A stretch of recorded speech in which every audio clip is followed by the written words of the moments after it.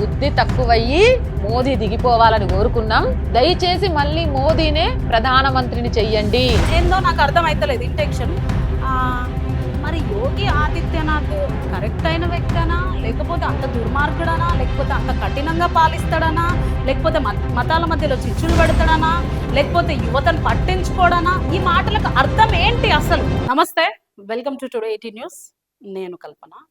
So మన are voice అని పెట్టుకొని కొంతమంది బీజేపీని జోకుతుంటారు కదా, వాళ్ళు మన రచ్చ రామ్లమ్మ కావచ్చు, ఆర్ వాయిస్ నవత కావచ్చు, వీళ్ళందరూ కూడా వాయిస్ టీవీ, ఆర్ వాయిస్ ఇట్లా పెట్టుకొని న్యూస్ ఛానళ్ళ పేర్లు పెట్టుకొని పనిచేసే బదులు బీజేపీ అఫీషియల్ పేజెస్, లేకపోతే ఇంకేదైనా మోడీ గారి అఫీషియల్ పేజ్ అని పెట్టుకోను, లేదంటే మోడీ గారి అభిమానం, మోడీ గారి ఫ్యాన్, బీజేపీ ఫ్యాన్ ఇట్లా పెట్టుకొని చేస్తే బాగుంటది.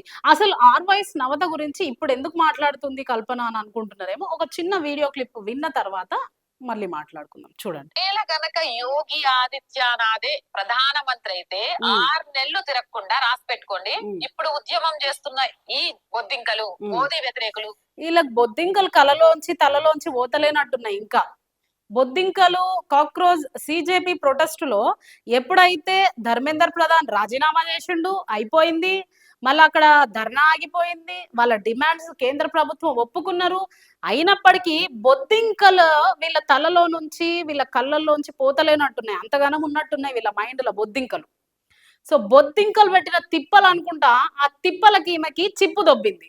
చిప్పు దొబ్బి ఏమంటుందంటే, ఒకవేళ పొరపాటున మీరు యోగి ఆదిత్యనాథ్ని భారతదేశ ప్రధానిగా గెలిపిస్తే అంటుంది. మీరు వినండి, చాలా జాగ్రత్తగా వినండి.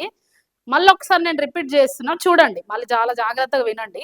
ఒకవేళ గనక యోగి ఆదిత్యనాథే ప్రధానమంత్రి అయితే, ఒకవేళ గనక యోగి ఆదిత్యనాథే ప్రధానమంత్రి అయితే మనమంట మోదీ గారి కాళ్ళు పట్టుకొని ఇప్పుడు, లేకపోతే సిజేపీ ప్రొటెస్ట్ ఎవరైతే ఢిల్లీ జంతర్ మంతర్ లో ధర్నా చేస్తున్నారో వాళ్ళు తిరిగి ధర్నా చేస్తారంట అక్కడ. ఎందుకో తెలుసా?